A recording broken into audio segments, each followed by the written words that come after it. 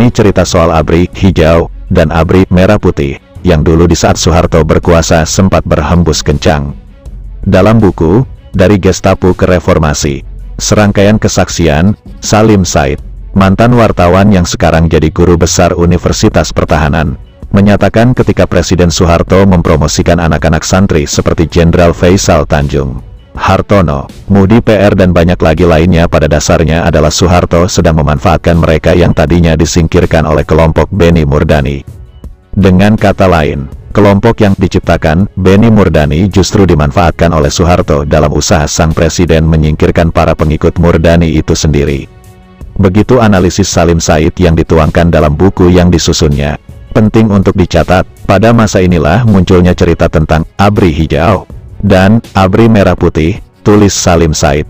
Masih menurut Salim Said, mereka yang disingkirkan Soeharto menyebut diri mereka ABRI merah putih dan menggelari rivalnya, yakni mereka yang dipakai Soeharto sebagai ABRI hijau. Pengamatan saya mendorong kepada kesimpulan bahwa semua mereka adalah Pancasilais dan Sabta Margais.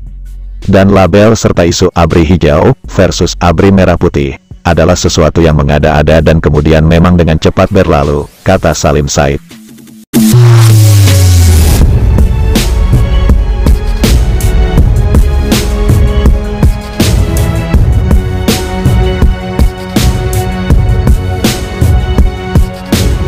Untuk diketahui lebih jauh, kata dia, Faisal Tanjung adalah anak dari seorang tokoh Muhammadiyah Medan. Hartono putra dari seorang ibu yang aktivis Aisyah di Madura. Mudi PR datang dari keluarga Muhammadiyah di Yogyakarta. Hartono, ketika sedang jadi Panglima Brawijaya di Surabaya, pernah bercerita bahwa ia diminta oleh masyarakat Jawa Timur menjadi gubernur di provinsi tersebut. Tapi kemudian dia dipindahkan ke Bandung jadi komandan Sesko.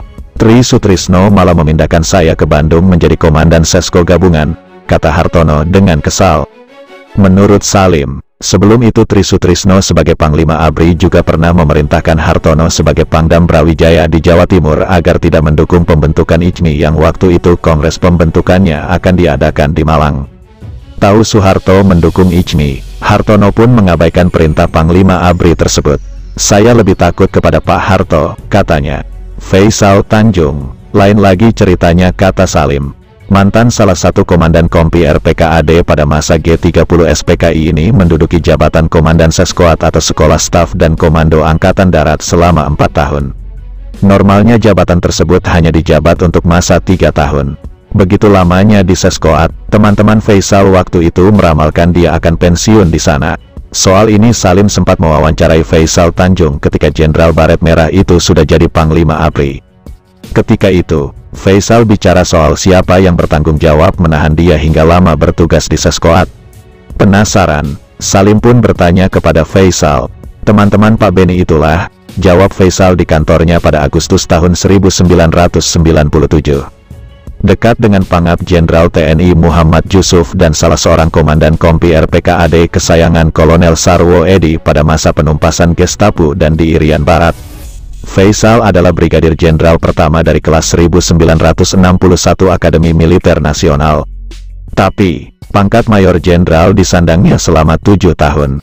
Alasan kualitas tidak bisa dipakai untuk diskualifikasi atau memperlambat karir anak Medan itu, kata Jenderal Z.A. Maulani. Teman seangkatan Faisal, Maulani, pemegang penghargaan Kartika Cendekia pada angkatannya, pernah menjadi anak buah Murdani di BAIS dan dipercayai menduduki pos atase pertahanan, ATAN, di London. Kedekatan Faisal Tanjung dengan Jenderal Yusuf, menurut kecurigaan Maulani, turut menyebabkan karir Faisal Tanjung terhambat. Sumber lain, kata Salim Said, menunjuk kepada kedekatan khusus Faisal dengan Sarwo Edi yang mungkin ikut mempersulit kedudukannya pada masa kepanglimaan Murdani. Seperti diketahui, ketika Panglima Angkatan Darat, Letjen TNI Ahmad Yani, menyelesaikan konflik antara Murdani, Komandan Batalion di RPKAD ketika itu dengan Kolonel Infantri Mung Parhadi Mulyo, Komandan RPKAD saat itu. Keduanya dimutasikan keluar dari Korps Baret Merah. Beni ke Kostrat menjadi anak buah Soeharto, dan Mung menjadi Panglima Kodam di Kalimantan Timur. Sarwo Edi, teman lama Jenderal Yani dan Komandan Pusat Latihan RPKAD di Batu Jajar sebelum menduduki posisi Kepala Staf RPKAD. Ditunjuk menduduki posisi Komandan RPKAD. menganggap masih ada perwira RPKAD yang lebih senior dari Sarwo Edi. Beni memprotes pengangkatan itu, juga karena menurutnya, Sarwo Edi bukan dari pasukan komando dan belum pernah mengikuti pendidikan para komando. Sejak itu Murdani secara terbuka menunjukkan ketidaksenangannya kepada Sarwo. Karir militer Maulani sendiri juga mandek di tengah jalan.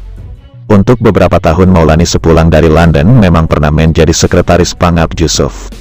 Adalah KSAD, Jenderal TNI Rudini, yang kemudian mempromosikan Maulani menjadi Pangdam Tanjung Pura di Kalimantan. Setelah itu, pada masa Tri Sutrisno sebagai Pangap, Maulani dikaryakan sebagai Sekjen Departemen Transmigrasi sampai pensiun. Presiden Soeharto kemudian menunjuknya menjadi Sekretaris Wakil Presiden B.J. Habibie. Ketika Habibie menjadi presiden, menggantikan Soeharto, Maulani dipercayai menduduki jabatan Kepala Bakin sebelum berganti nama menjadi Badan Intelijen Negara. Lalu apa kesalahan Maulani di mata Murdani? Beni akhirnya tahu kalau saya sebelum menjadi tentara adalah anggota pelajar Islam Indonesia, kata Maulani.